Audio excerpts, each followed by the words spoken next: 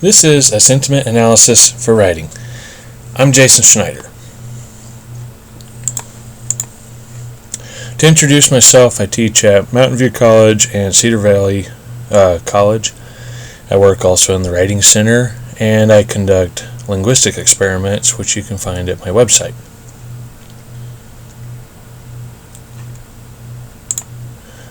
Here is the website with the current studies. So if you go to my website, it should look like this. And this is the home page on Mountain View's webpage.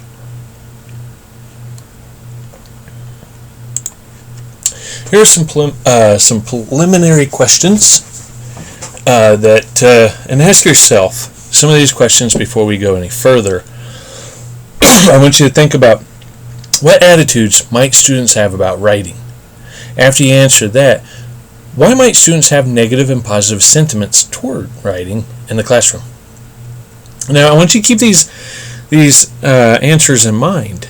Now, your intuition told you, why students have these certain attitudes about writing and these positive and negative sentiments. But here's the real question is, how do you know for sure? Okay, so we can use data to back up our intuitions. And the data that I used was web scrapings of student written reviews collected from ratemyprofessors.com to gauge students' attitude for writing in the MVC community. Now, one thing I do have to point out that only the 20 most recent comments for each professor was web scraped. Anything older than the 20 most recent comments could not be web scraped because the website doesn't allow it. There might be some ways, and I am open how to do it. If anyone knows how to do it, please, I'm open to any suggestions. But anyways, going back to what the source of the data, our linguistic analysis is conducted with the computer language called R that is commonly used by academics for statistical research and by linguists for quantitative methods in corpus linguistics.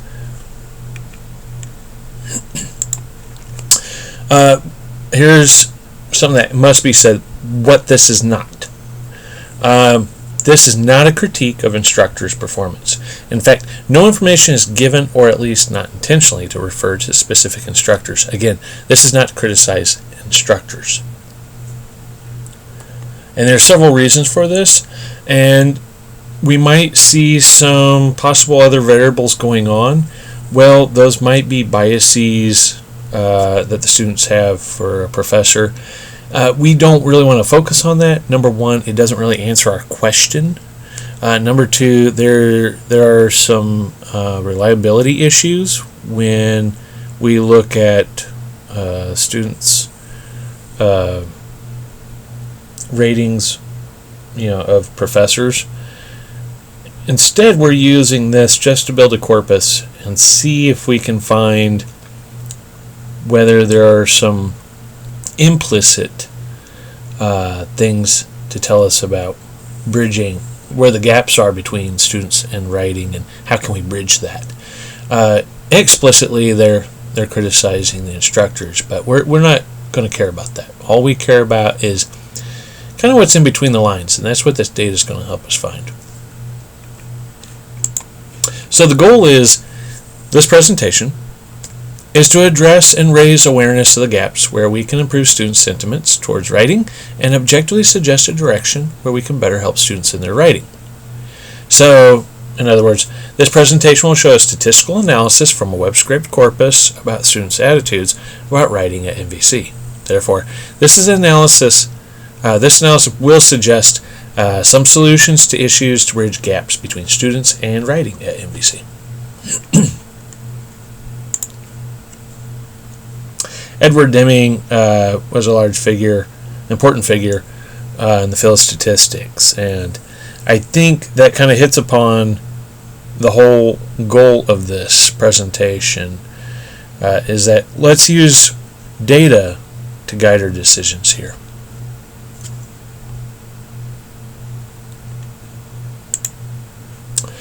In other words, instead of guessing how to bridge the gaps between students and writing, we can analyze data to make objective decisions. Less subjective guesses, more objective decisions. I didn't create these subjects and also the course names that we'll look at after this. This was all web scraped, but I actually went off of the subjects, so we might have some overlap of comments that pertain to classes that kind of overlap into these subjects. So, for example, for whatever reason, there's writing in English here as listed, by subjects, but a lot of times your English courses will fall under writing, and some developmental writing courses will fall under English, so on and so on. And so this is just kind of a way of, I guess, aggregating several different courses under a specific subject. Because it's easier to do that with 43 listed subjects than with 291 listed courses. Not only that, some of these courses are kind of repetitive, and they're not even really listed that well. Now, students must have entered this part because we got, several of these that stand for English, and they don't match, and some are kind of funky looking, such as INLIG and INGLY. So we're just going to go off of the comments to be listed by subjects instead, and ratings and so on. Moving on, now let's dive into the statistics.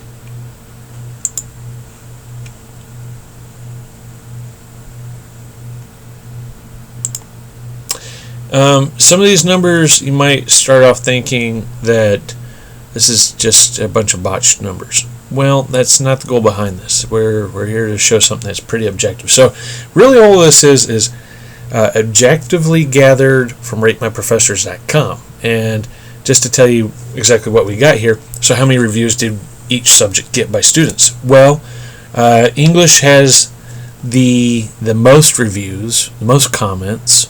So our corpus, I would say a good portion of it consists of students commenting and reviewing professors according to, like English courses, and then mathematics falling behind that, history, biology. What I want you to kind of pay attention to is nursing, which is right over here. That one's kind of low, so there aren't that many comments compared to something like English. And architecture barely has any.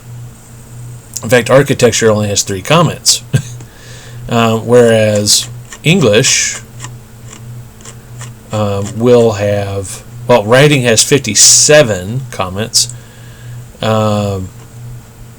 and psychology 179 comments, philosophy 108, nursing has 54, mathematics 669 comments, literature 3, remember some of these overlap, and English has 740 comments, so that's the most per subject. Before we move on to some inferential statistics, let's actually take a look at some descriptive statistics. So we have 944,000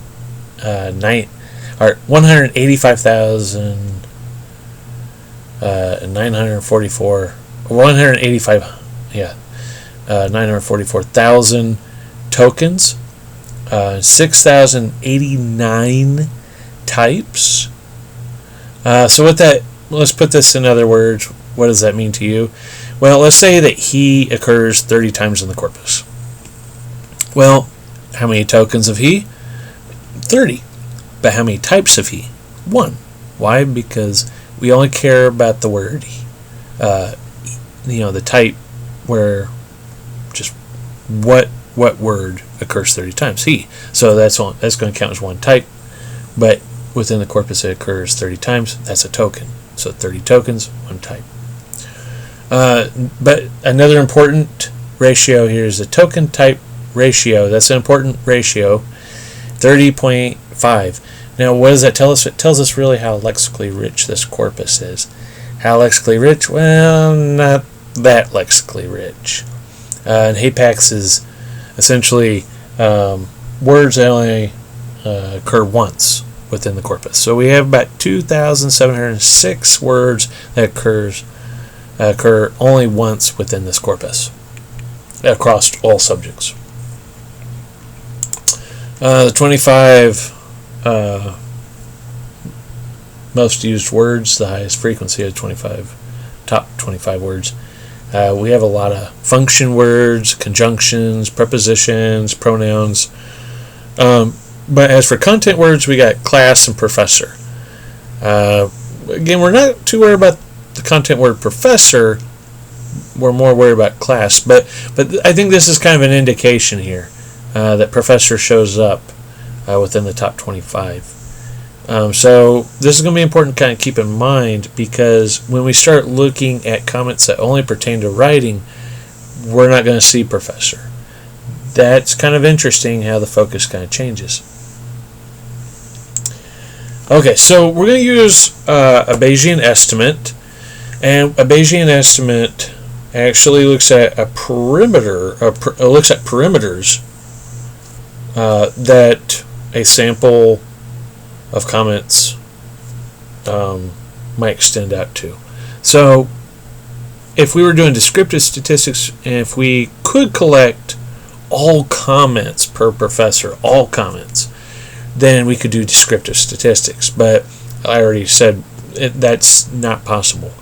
And the website only allows me to web scrape the 20 most recent comments and ratings. So, in order to actually get a good idea about the sentiments across the board, we need to use inferential statistics to make some kind of predictions.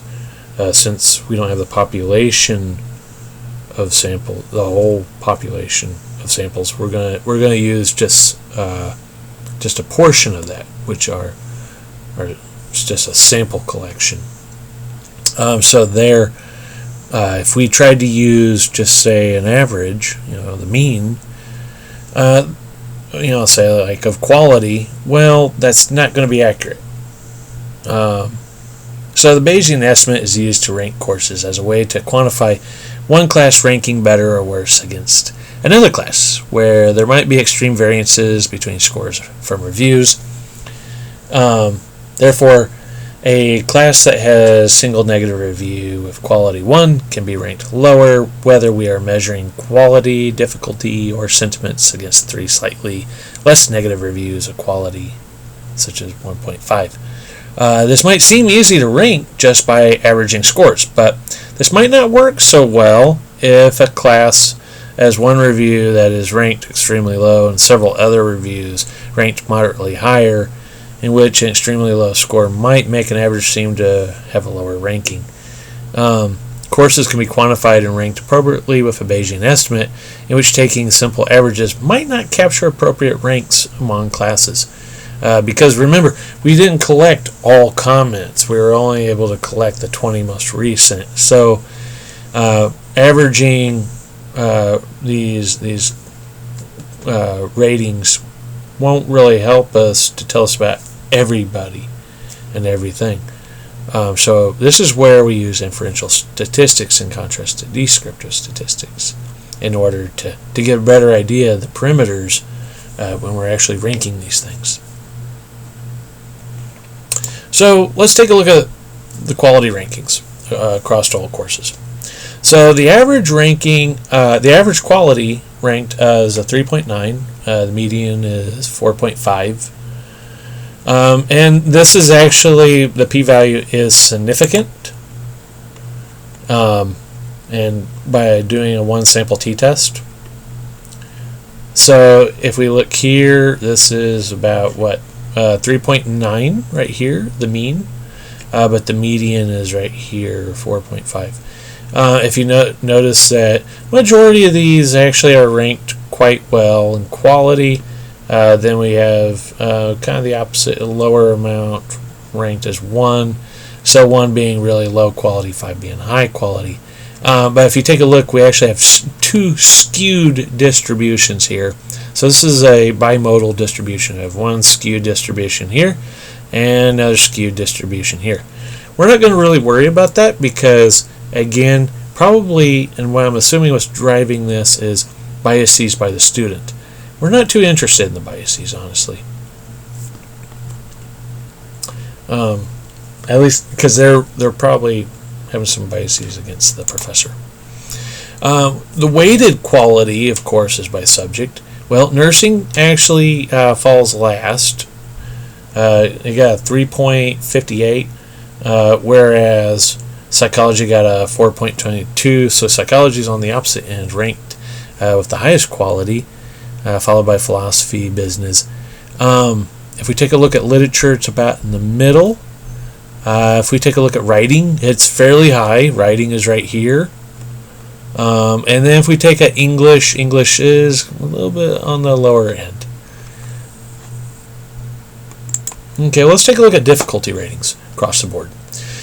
Here, the p-value with a one sample t-test didn't really show significant. What that means is a lot of these don't greatly differ from each other, but we do sort of see this somewhat kind of skewed distribution here, where 5 is the hardest, whereas 1 is the easiest. We actually see a average about 2.68, which is right here. That's the average. And the median is a 3. So, now, looking at the weighted difficulty of courses by subject, this is psychology apparently is the easiest because it's rated at the lowest, so it's pretty easy. Versus biology, really hard. Nursing is kind of up there, so it's kind of inverse to what we saw with quality. It was ranked lowest in quality, but it's ranked highest in difficulty. English 2, that one is pretty close to nursing. If we take a look at literature, it's kind of in the middle. And writing, a little bit in the middle. But remember, literature, writing, and English, they kind of overlap a little. Psychology has a 2.32 versus biology at 3.16. Now, the sentiments of and these are sentiments from the comments given by students. We kind of have this unimodal distribution, and the average is a 0.2, so it's about right here, 0.2, but the median is a 0.16, not too far away. The t-test, one sample t-test does show that this is significant, so we do have some significant differences among these sentiments. So as we can see here, we do have quite a few positive, probably more positive sentiments than negative sentiments within the comments. That kind of reflects to some of the things that we saw with quality. As for sentiments by subjects, so writing gets the highest sentiment. And mathematics gets the lowest. Well, of course, we got nursing down here, but literature is right in the middle. English, it's a little past the middle, a little closer to the end, but not as far as I would think. Psychology has high sentiments as well. So mathematics gets a 0.19 versus writing that gets a 0.31. Let's take a look at correlations. Well, before I talk about correlations, let's just take a look at positive correlations and negative correlations. If a correlation is 0, that means that there's no correlation at all. Correlation doesn't mean causation. It just means that we have for some kind of function of x where we see some kind of range of y. So you got the x-axis and the y-axis, and it just seems that when we see, some value hitting upon the x-axis at a certain level, it's going to hit y. So if we look at positive correlation, the larger the value on the x-axis, the larger the value on the y-axis. Whereas negative correlation, larger the value on the x-axis, the lower the value on the y-axis. This can be somewhat informative. Well, let's take a look at correlation test across the board, all courses. Well, if we take a look here at quality and difficulty, as difficulty increases, quality decreases. So as difficulty increases, quality decreases. And we see that negative correlation, which here is a negative 0.5. And here, well, negative 0.55. Whereas with sentiments on the x-axis, as sentiments increase, quality increases. As sentiments increases, difficulty decreases. So this is kind of interesting. So when we have positive sentiments, we're getting these kind of ratings, lower ratings in difficulty. So when students have good sentiments, the courses are not that difficult, and the quality is better, higher. So less difficult, the better the quality of the class. That sounds like a typical student, but let's give the student benefit of the doubt, because we'll see what's going on here. And this is just kind of a visual. You can kind of see that with difficulty and quality, again, definitely there's some kind of correlation that when there's more difficulty, there's actually a decrease in quality, whereas when we have a higher sentiment, we have a higher rating for quality. And here, when we have a good sentiment, lower rating for difficulty. That kind of seems to make sense. Okay, well, we've looked at across the board. Now let's take a look at inferential statistics across reviews with keywords about writing. Okay, so first of all, let's count up how many reviews per subject. Of course, English outnumbers all of them. This time history falls right behind it, then mathematics. Believe it or not, mathematics. There is some writing with math. I mean, you have to put it in language that people can understand. And then government, political science. Nursing, kind of low. So when we look at nursing, and here psychology is actually kind of low. So apparently there's not a whole lot of comments mentioning anything about writing in psychology. But English, of course, has the most. Writing, a little bit. And then literature, where I don't see. That's strange. Yeah. But anyways, these are the ones where we had students mention something about writing in their comments. Okay. So let's just take a look again at some descriptive statistics before we dive into the inferential. So now that we've narrowed this corpus down, we have 16,359 tokens, 1,857 types. Now, this is kind of interesting because when we look at the token type ratio, we have a way lower ratio, 8.8. So that means this is definitely a lot richer. And Apex, not too bad. I mean, we narrowed this thing down to like almost 16,000 words versus 180,000. So we have 164 words that occurs only once. So this is actually a pretty rich corpus now. So students who are actually mentioning anything about writing in their comments, definitely their comments kind of differ greatly, I think, from students who just comment across the board. And I think this is actually a little interesting right here. Let's actually take a look at the top 25 words. Again, we have a lot of pronouns, conjunctions, we have prepositions, but we see something different. Class is the main focus. That's a content word that occurs quite often. Writing, of course, and write. So both of those content words should occurred quite often. I mean, that's what we're looking for. But class again shows up, but we don't see anything about professors. I think that's a little interesting, right there.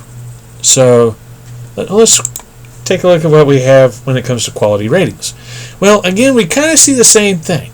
We see a large number of ratings where majority kind of goes for the high end, where we have quite a few students that are saying, yeah, there's pretty high quality courses there at Mountain View.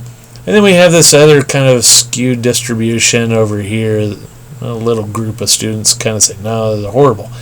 But we have two skewed distributions.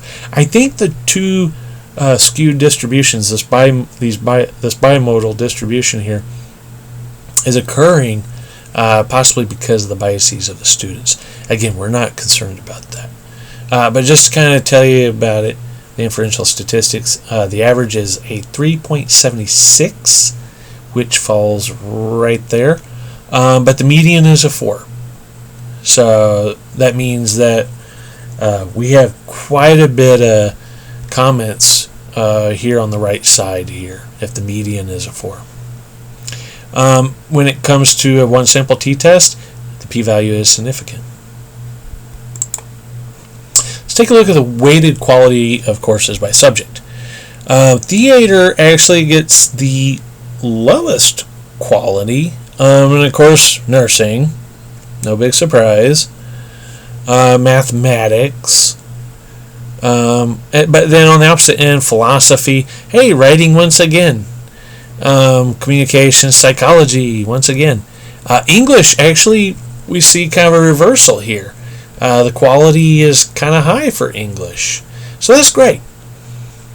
We see that theater gets a 3.36, whereas philosophy gets a 4.25. Let's take a look at difficulty. Here we kind of have a bimodal distribution, it looks like. We got one distribution right here and then another distribution over here. So it seems like we have two overlapping distributions, just because we see two large peaks that are really at a distance. The average is a 2.86, which is right here. That's the mean. The median is a 3. As for one sample t-test, we don't really see a great significant difference among these ratings. So again, just like across the board, we kind of see the same thing with the p-value. There's not great significance and difference among the ratings when it concerns difficulty. But we do see significance when it comes to quality. Let's take a look at weighted difficulty of courses by subject. Economics apparently is the easiest. Philosophy, that rate's pretty easy. Psychology, a little bit down there. Nursing, right about in the middle. Okay, so now we're starting to see something a little different. The difficulty has lightened up a bit. Government seems to actually be a little difficult when it comes to difficulty. Mathematics still rated difficult. English, it's just a hair beyond the middle, but writing and English kind of seem to center right in the middle when it comes to difficulty, which is actually something kind of good. That's something I think we should want to see. Economics gets a 2.45, philosophy the same. Government gets a 3.21. Looking at the sentiments of all courses pertaining to writing, we see quite a bit over on the positive side. So, but there's definitely a bimodal distribution going on here. So that's why it looks a little funky. There is a bimodal distribution, but we have an average sentiment of 0.18, which is about right here. The median being a 0.19, so not too far away. As for the t-test, one sample t-test, it is significant. We do see a significance there. But I do want to point out that it seems like we have a bimodal distribution. It's a little sharp, but there is a bimodal distribution. Looking at sentiment analysis for all courses, writing has the highest sentiment. English, hey, English actually has a pretty high sentiment. So what that tells us so far is that English kind of and writing kind of right in the middle when it comes to difficulty, but apparently that's not such a bad thing. Nursing is kind of moving up when it comes to sentiment. Psychology, of course, now is a little bit in the middle, not so much off to the side. Mathematics kind of remains off on to the near the negative end. Doesn't surprise me though. But it seems like here it kind of lightens up a little when it concerns, difficulty in that. But let's take a look at the correlation, and let's just see exactly. Well, before we get to that, I almost forgot. Government gets a 1.13. I mean, 0.13, whereas writing gets a 0.27. Okay, so moving on to a correlation, let's actually take a look at this. Same exact pattern, though. We see that as sentiment increases, so does quality. As difficulty increases, quality decreases. And as sentiment increases, difficulty decreases. So we kind of see the same trends happening. Not really a big surprise. And then we take a look at this, just another way to visualize it. Again, as sentiments increase, quality increases. Over here, as difficulty increases, quality lowers. That's why it's in the negative. And as sentiments increase, difficulty decreases. So, not a big surprise.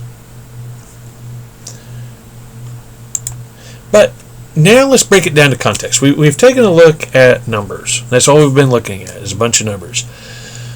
So from this corpus, we took some positive bigrams just to find out what two words commonly collocate, which two words commonly occur together. So when we look at positive bigrams, apparently things that kind of showed up quite a bit was videos and songs, via email, useful notes, unlimited retakes, understandable directions, truly cares, topics interesting, took notes, support feedback, super organized, study guide, straightforward class, again straightforward, review questions. Sorry about the video and songs occurring more than once, that's just a typo. Review questions, review day, retakes and writing, time making, time studying, time writing, timed allowing, steps exactly. But also we have pushes students, provide feedback, reading together, so something kind of collaborative, receive extra credit, practice exam, peer review, rewrite papers, rough drafts, step showing, steps exactly.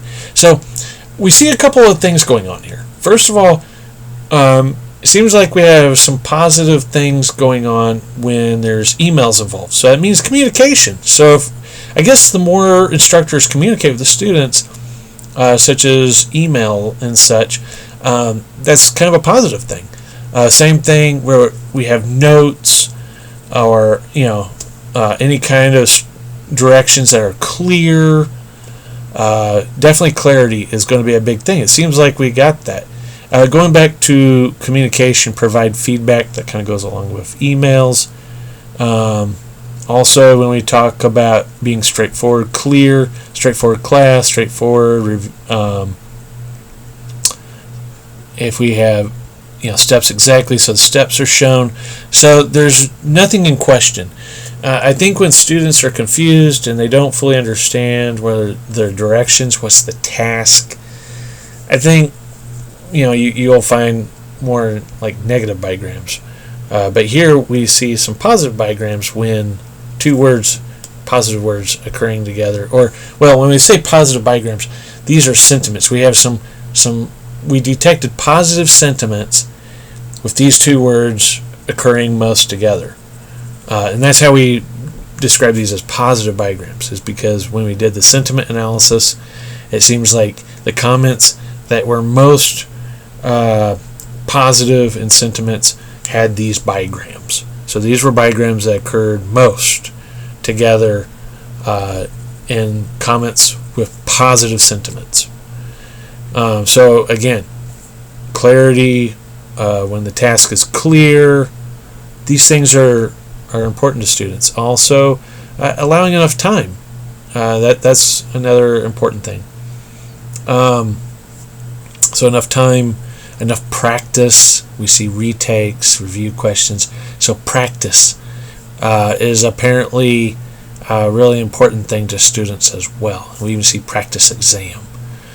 We do see some other things like pretty funny, and teaching style, but peer review, anything with practice and that, making the task clear, it seems like we get more positive comments. Let's take a look at the negative, though. Absolutely confusing, absurd grading, additional. When we say additional help, maybe there's not enough additional help, because remember, this occurred in a comment that was negative. Essays are random. Responds, probably never responds. Explain anything. Got frustrated. Grading criteria. Grading method. Help confused. Horrible handwriting. Instructions contradict. Instructions unclear. Instructions given. So probably no instructions were given. Gets angry. Gets offended. What about giving directions? Give directions. Giving explanation. Emails never. Doesn't help. Difficult instructions. Criticizes instead. Clear explanation. When we say clear explanation, so probably in a negative context there was no clear explanation. So never replies. So again, going back to that feedback, we kind of see the opposite now. We're on the opposite side of the spectrum. Where positive Bigrams was, we see things like, communication, replying feedback. Whereas negative Bigrams, we see things that's more like about not replying, no feedback, no communication. So if we want to improve classes when it concerns writing, I think, first of all, teacher, instructor, student communication needs to improve.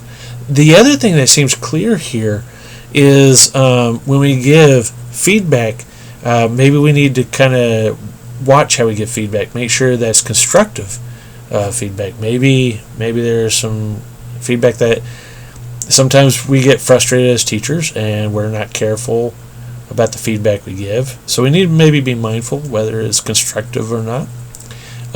Also, the most important thing is that the instructions are clear, that the task is clear. If students don't understand the task, of course it's going to be difficult. That's definitely pretty easy to understand. When there's minimal instructions, yeah, that's the other thing. And also the grading criteria, where it says almost impossible. So absurd grading. So use some rubrics. Maybe the rubrics aren't clear, or maybe there are no rubrics. So rubrics really help out. Make sure that your instructions are clear. That might help. But also, how are you evaluating it? And is it clear on the task? What are you evaluating precisely? When students don't really understand these things, they're going to say that the quality is lower and the difficulty is pretty high. That seems to make sense. So maybe this isn't so much about them just trying to get out of work. Maybe there is some validity here. Even though maybe some of their comments are a little biased, either for or against professors, but we're not worried about that. What we're more worried about is what can we do to improve the classroom. We're not worried about what they think about other people. We want to worry about what is it that they're not telling us explicitly, but in a way they kind of are when we start looking at this through Corpus methods. Well, let's take a look at a concordance of negative reviews. So let's actually take a look at these kind of things in context. So I highlighted a few things. So I use the keywords like write, writing, written, and so what we see is that we have some kind of assumptions like if we were already professional writers. So probably there was not much instructions given, so we want to kind of be careful about that. Sarcastic. Again, let's make sure that whatever feedback we give them, that is constructive. So yeah, here's the other thing. Just uses a website like Purdue OWL or the Writing Center to go off there. So basically, maybe they're using the Writing Center in the incorrect way. Instead of using the Writing Center to help, they're using it to supplant instruction. That could be actually a bad thing. We need the Writing Center, but it's not to supplant instruction. And I think students kind of detect that when instructors do that. The quizzes, terribly, very confusing, have wrong answers. So yeah, definitely make sure that you have proofread the quizzes and such. Make sure that whatever typos. Sometimes we have typos, but let's make sure of that. Also, let's don't make it confusing. Make sure that they understand what they're supposed to do. I think that's why we're seeing some of these statistics, is that they're unsure of the task. It says here, like, will understand. Let's see. As she lectures, yet she moves way too fast. Yeah, way too fast. Exams are super long and hard. Her grading method's unclear. See, with unclear instructions, that one's pretty explicit. Refuses additional help. So probably when we say help, also we're talking feedback. So we want to make sure that we offer enough feedback. Make sure it's very clear. And again, that feedback is constructive, as you can see here. We don't want them to feel like they're stupid or anything like that. That's not the point here. That's not what we're trying to do in our teaching. Don't know what to write down or to study. So this person is kind of unclear what the objective in the class is. Maybe something's not clear. So again, as instructors, we need to try to make our instructions and the task clear. Also, doesn't write out the problem step by step. Again, clarity is key. Gives a lot of writing assignments, a bit exhausting. So again, going with that time. We do have a lot of working students, so we do need to kind of be mindful of that. Almost impossible to pass. She's ruthless. Again, they don't really understand probably the grading criteria. So it's maybe kind of good to break it down. How are you evaluating their writing? Taking a look at some more. Very disorganized. She makes you read too much. Again, very long papers. Piles on the work. So let's be maybe mindful. How much work should we be giving? Just something to think about. Unfair. So probably they don't understand the grading criteria again. And length is apparently one of those things. So essays were pointless. So again, make sure that they understand the task. If they don't understand the task or instructions, yeah, they'll probably think that the essays are pointless. Grading method is harsh. Don't specifically reference his writing. It gives listening to the test. Gives listening tests that are basically impossible. Okay, difficult for online class. Not understanding the lessons. Okay, so again, maybe unclear instructions. Students are not clear on what the task is. And so when you do see these kind of funny comments in a way, was hell. Yeah, it probably does feel like that if they don't understand the task. So let's try to make sure they understand that. Again, expects you to go to the Writing Center every week, which is impossible, again, with the time. So let's be mindful. Some of these students, they have children. They actually have to work. I know often teachers call them kids. Well, we're in college and they're adults, so we need to treat them like that, but also understand that they're, they do have other things going on. So we have a working community, and we need to be mindful of that maybe. See, she makes you write these stupid essays right after you're finished writing another one. Well, first of all, we got this keyword stupid essays. When I hear a student say that, that clearly tells me that they don't fully understand what's the function of the essay. Are we just piling on work to pile on work, or does this work achieve some kind of objective? So let's make sure that we're very clear in the task, that the students understand what the objective is. And if they can't understand it, maybe we didn't make it clear, or worse yet, maybe there's no objective. So let's make sure we got all that. Also, we want to be consistent. She doesn't follow anything she puts on a weekly agenda. She never fully explained what we are rewriting. She moves them so fast where you can't write. So again, we got a lot of these negative comments about issues of clarity and such. Hardly ever responds. There we go. See, we got something about feedback. Only tells you to go to the writing center. So no feedback there. So basically we're seeing no communication. Hard to find out what he wants you to write. Again, instructions, tasks not clear to the student. Lectures were so pointless. Make sure that they understand what's the point, what's the objective behind the task. That's not just busy work, but there is actually some objective. And also, again, going back, I was called a child. They're not children, they're in college. I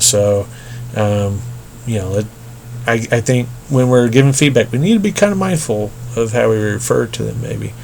You literally have to write 3 to 5 page essays almost every class or project. Again, it goes in, is this busy work or is it achieving some objective? And it probably is achieving some objective, but make sure that the students understand that. You can't understand how to write an essay completely. Again, they didn't understand the instructions. So let's make sure that they understand the instructions. I think if we kind of make things a little clearer and try to work on clarity, I think it'll make our semesters better. It possibly will. Verbal recording assignments. There's a lot of written verbal recording assignments. So maybe there's not enough one-on-one communication. Homework regimen is horrible. Again, are we just piling work on them? Absurd grading criteria. Very easily can be seen that the student doesn't understand how they're being graded or what's being evaluated. So that's something to think about. Let's move on to the positive. So we got a concordance of positive reviews. Open discussion. So we got communication. Hey, the PowerPoint's on eCampus. Okay, so we got notes so that we can kind of make sure we understand what's going on. Receive feedback. Good, more communication. Also, but her process made it easier. So good. So they understand what the process is. Somehow that was. So it seems like that was communicated very well. Also, I feel as if my writing has improved. That's good. So maybe they understand the objective. Gladly a help. So good. We got communication between instructor and student. Let's see, a good challenge. So here, they do want a good challenge, but they want to understand what they're supposed to do to meet that challenge. I think that's very important. We're not here to set them up for failure, and we're not just piling work to be busy. We can actually give challenging assignments without piling up work, making it appear challenging. I think if we concentrate on the objectives behind the work, you maybe won't have to give as much work, possibly. And maybe if they understand what they're supposed to do, and what's the reasoning for this, the logic, I think maybe they might accept it better. Instructions, hey, again, follow his criteria. So maybe the criteria was clear. I realized how much she helped me to improve my writing. Again, so there's some kind of communication and understanding, clarity going on. Gives lots of notes. Office hours, so good. More communication. Gives you class time. That's great. So class time is a very good thing. They need time. Help. When we see help, I translate that as communication. Lets you make up test grades. So we got practice in there again. Practice. Notes how to do each problem. So again, we got some clarity going on here. Okay. See, the main focus is grammar and the flow of your writing. Okay, so they understood the objective. That's great. Let's see. He says write this down. So sometimes we got to make it clear what's important to focus on, and that student apparently appreciated it. The extra credit, yeah, okay. but gives them some chances to redeem themselves, I guess. The exams are over notes. Yeah, so this kind of goes in, and actually, this makes me think of Alfie-Con. If the students don't understand the task, how do you expect them to achieve it? Also, make sure that whatever tests that we give them, that it somehow reflects something that they did and learned, or something that was discussed in class. I see this class introduced me to the world of publishing. It really helped me. So, cool. So also the assignments, maybe the assignments related to the real world. So there's actually, they understand the application. That's the thing. They understand the objective. They understand the application. That's great. Very nice. So again, let's be mindful of our feedback. If you want a challenge, awesome. So they do want challenges. He just write down what he asks you to. Okay. So, but again, very clear. It is clear what they need to do. Discussion in this class is not too hard. So apparently there's communication going on, and that communication helps foster clarity and understanding. He was very clear on what he was expecting. Yes, notes on your rough draft. So feedback, clarity, and expectations. What's the objective? What's the instructions? Let's see. Read as a group. Again, we got open communication. More communication, the better. Better writing. Build on what you wrote. So again, more practice. Let's see what else we got. Very interactive. When I see interactive, I translate that as communicating. Write down all the notes he gives you on the projector. So again, we're making it very clear what is it they need to focus on. So let's actually tie this all together. Okay, so from the bigrams and coordinates, we find that the lack of clear instructions making the task unclear makes it difficult for students to know what to do. Thus, it becomes lucid why the data shows that students rate the quality of classes lower as ratings for difficulty increases. This rise in difficulty might really be the case that students are provided with unclear instructions, thus given an unclear task. So naturally, they would judge classes with negative sentiments with low quality ratings. I am sorry for not thinking about stating this any better in the video, but I'm thinking that with this, I think we definitely see that it's not just a case that students are just wanting an easy way out.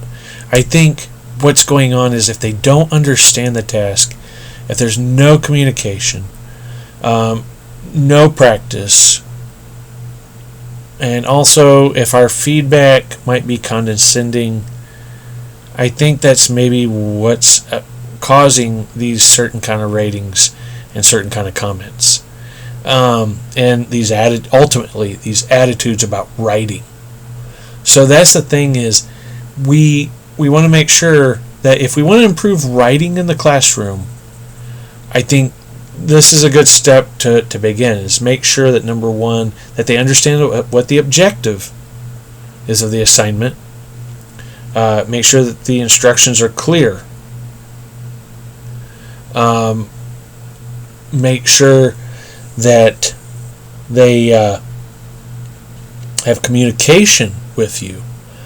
I think if you do these things, I really think that we're going to see a huge difference in how students respond, and I don't think they're going to say something such as stupid essays and that if it's something that they understand, and what purpose does it serve. Remember, don't think that piling on more work means better quality or that it's meeting the objectives. No, it's just more work. So let's make sure that they understand it's not just busy work. We don't want them to think it's busy work. We want them to understand it's not busy work.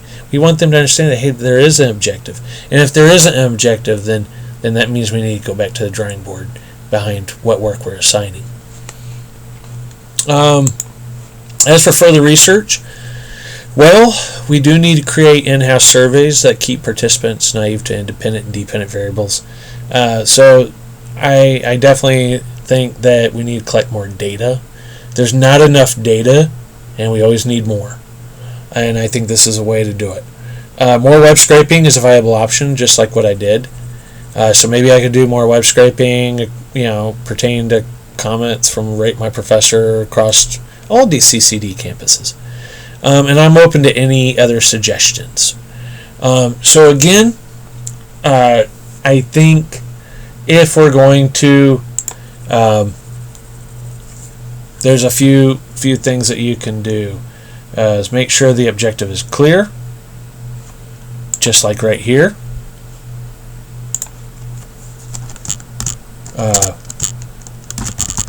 So we make sure the objectives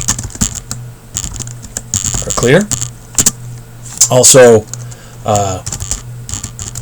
give clear instructions. Also, let's be mindful of our feedback.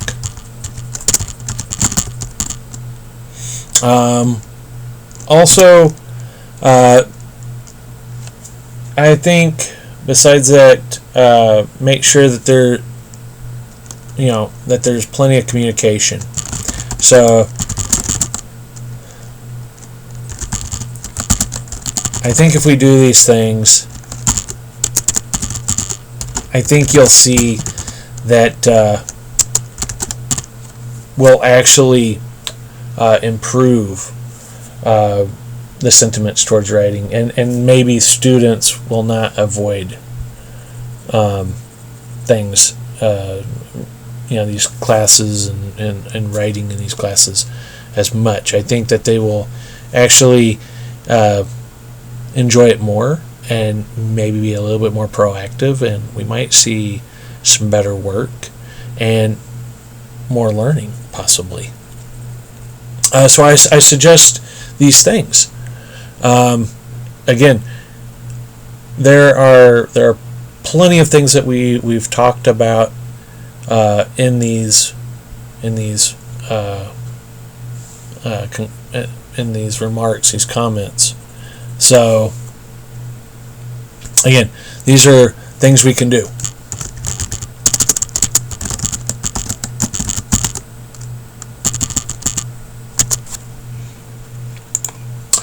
I hope that this was helpful,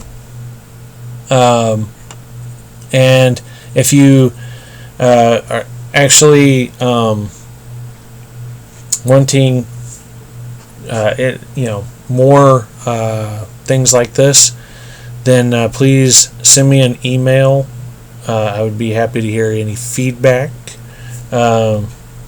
So you can contact me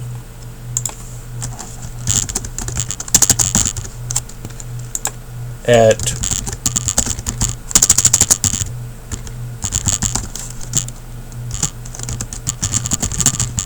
this email, or you can contact me at this email. I'm open to any and all feedback. So please send me any feedback that might be how we can improve writing, and also possibly what possible things can I do to find certain patterns that could help us out to find the gaps. I want to thank you for watching, and so you can also get a hold of the Academic Center for Writing, where this was conducted. We are located in W114, and our phone number is 214-860-5606. Again, thank you for watching, and I hope you watch more videos in the future.